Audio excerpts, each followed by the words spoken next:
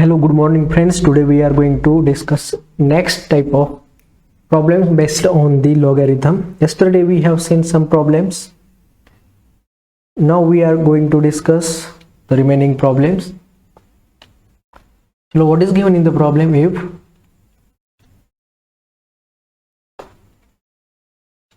log of log x to the base 2 base 3 base 2 equal to 1 दिया है, equal to 1 given है और हमें पता है कि अगर log a to the base a होगा तो इसकी वैल्यू 1 आएगी।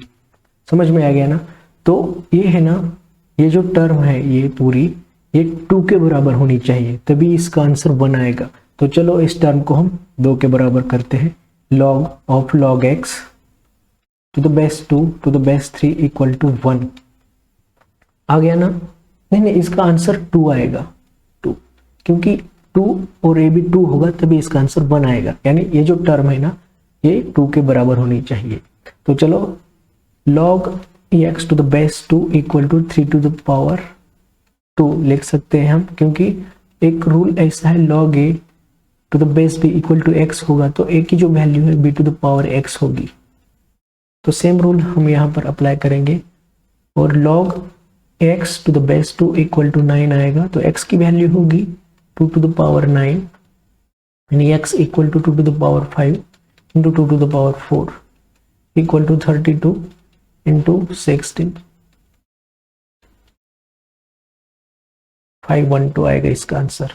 x की वैल्यू होगी 512। नेक्स्ट प्रॉब्लम देखते हैं।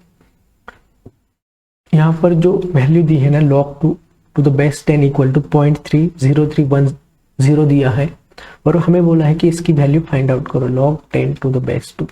इसकी वैल्यू हमें फाइंड आउट करनी है। तो हम इसको किस तरह से लिख सकते हैं? log 10 डिवाइडेड बाय log 2 इस तरह से लिख सकते हैं। और हमें पता है कि बेस कुछ नहीं होगा तो वो 10 होता है, तो बेस 10 होगा।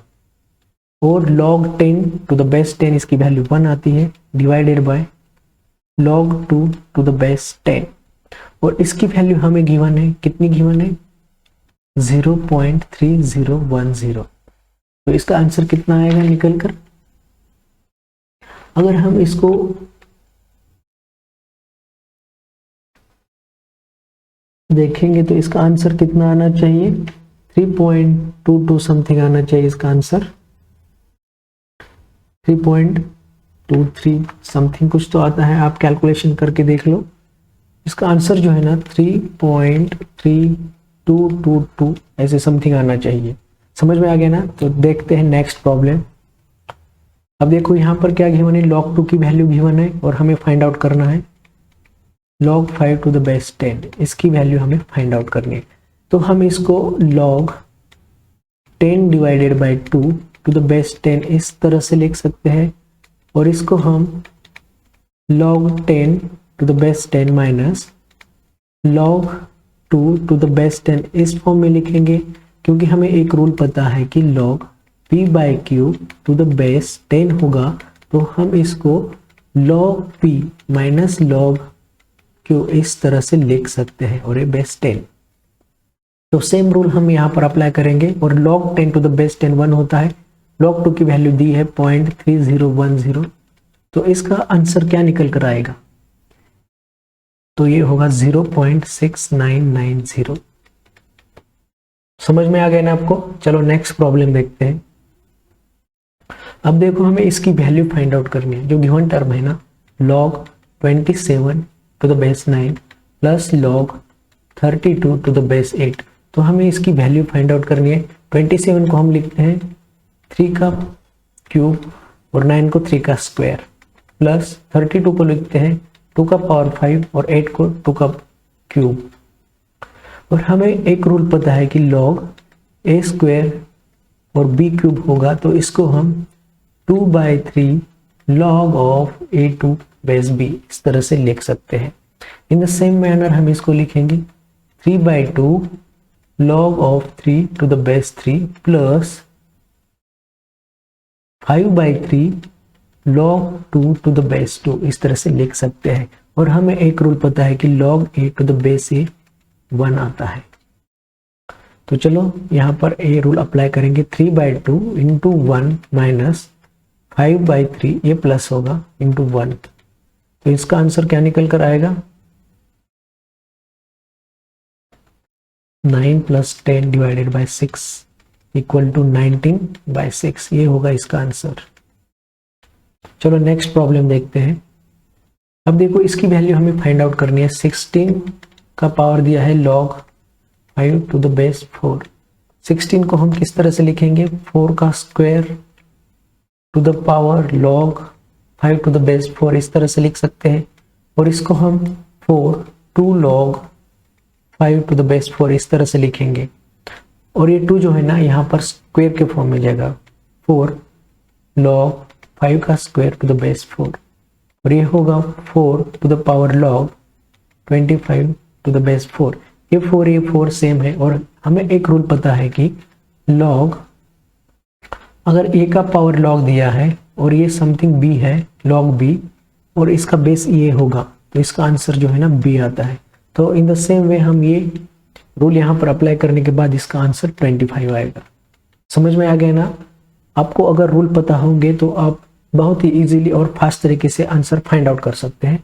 चलो नेक्स्ट प्रॉब्लम देखते हैं। तो देखो यहाँ पर क्या गिवन है, ये टर्म है log x² plus x to the base 5 minus log x plus 1 to the base 5 equal to 2 है। और हमें यहाँ पर x की वैल्यू फाइंड आउट करनी है। इसको हम इस तरह log x² plus x divided by x plus 1 to base 5 इस तरीके से लिख सकते हैं, और इक्वल टू 2। और ये देखो यहाँ पर log, यहाँ से हम x कॉमन निकालने के बाद x plus 1 divided by x plus 1 to the base 5 equal to 2 लिख सकते हैं। यहाँ पर ये कैंसिल होगा और ये आएगा log x to the base 5 equal to 2। और हमें एक रूल पता है कि log a to the base b equal to x होगा, तो a की वैल्यू होती है b to the power x। In the same manner x की वैल्यू हम यहाँ पर फाइंड आउट करेंगे, x इक्वल टू 5 का स्क्वायर और x इक्वल टू होगा 25। ये होगा इसका आंसर। समझ में आ गया ना। चलो नेक्स्ट प्रॉब्लम देखते हैं। यहाँ पर ये टर्म गिवन है log x plus log y equal to log x plus y। तो हमें x की और y की वैल्यू फाइंड आउट करनी है। यहाँ पर x की वैल्यू क्या होगी और y की वैल्यू क्या होगी in the terms of x and y, ये फाइंड आउट करना है हमें। और हमें एक रूल पता है कि log p plus log q होगा, तो इसको हम log pq इस तरह से लिख सकते हैं। इन द सेम मैनर हम इसको भी लिखेंगे, log of xy equal to log x plus y। यहाँ पर log log कैंसिल आउट होने के बाद xy equal to x plus y ये आएगा, और xy minus x equal to y आएगा। यहाँ पर x कॉमन निकालने के बाद 1 minus y minus 1, x common निकालने के बाद y minus 1 equal to y आएगा, और x की वैल्यू आएगी y बाय y माइनस 1। ये होगी x की value in terms of y। अब हमें y की वैल्यू फाइंड आउट करनी है, x y minus y equal to x, y common निकालने के बाद x minus 1 equal to x. तो y की वैल्यू होगी यहाँ पर x बाय एक्स माइनस 1, ये होगी y की वैल्यू। समझ में आ गया ना आपको। तो चलो नेक्स्ट प्रॉब्लम देखते हैं। हमें क्या किया, यहाँ पर एक टर्म गिवन है और इसकी हमें वैल्यू फाइंड आउट करनी है। तो क्या करते हैं, हम पहले ये टर्म लेते हैं और इसकी वैल्यू फाइंड आउट करते हैं। तो चलो 1 by log x to the base p by q. तो इसको कैसे लिखेंगे, 1 by log x divided by log p by q. इसका बेस कुछ नहीं है तो इसको हम 10 कंसिडर करते हैं, ये आपको पता होना चाहिए। अगर बेस नहीं लिखा होगा तो वो 10 है, ये आपको पता होना चाहिए। अब देखो ये ऊपर जाएगा और होगा log p by q to the base 10 divided by log x। ये हो गई first term. In the same way second और थर्ड भी टर्म होगी। अब हम इसको सॉल्व करके लेते हैं।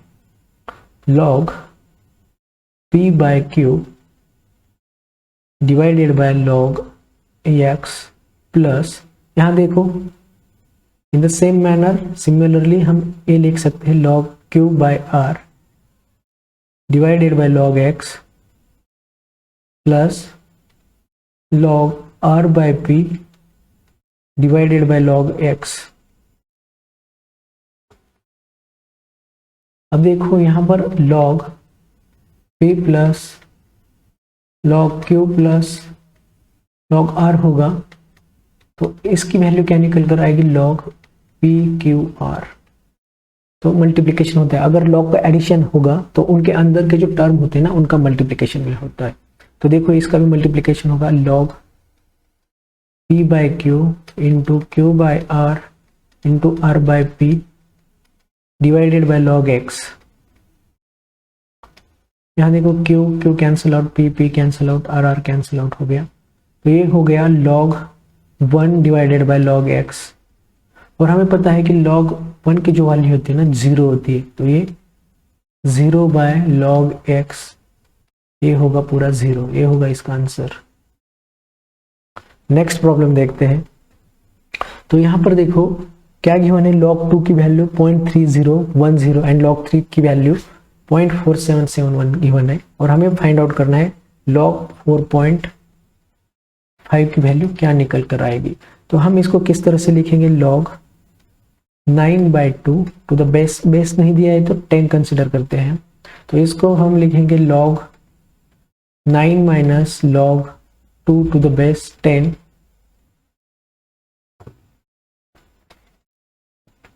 और log 9 को हम log 3 का square to the base 10 minus log 2 की वैल्यू गिवन है 0.3010 और ये आएगा 2 log 3 to the base 10 minus 0.3010।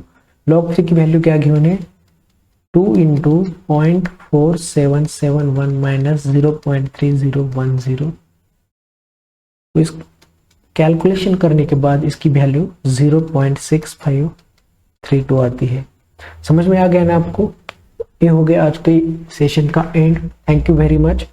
आप एक बार लॉगरिथम, सर्च, इंडाइसेस, इसके रूल्स रिवाइज करो, बार बार रिवाइज करो और इसके बेस्ट जो प्रॉब्लम है ना वो सॉल्व करो, प्रैक्टिस करो, ताकि आपको रूल्स भी रिमेंबर हो और प्रॉब्लम्स फास्ट तरीके से और एक्यूरेटली सॉल्व हो। Thank you very much.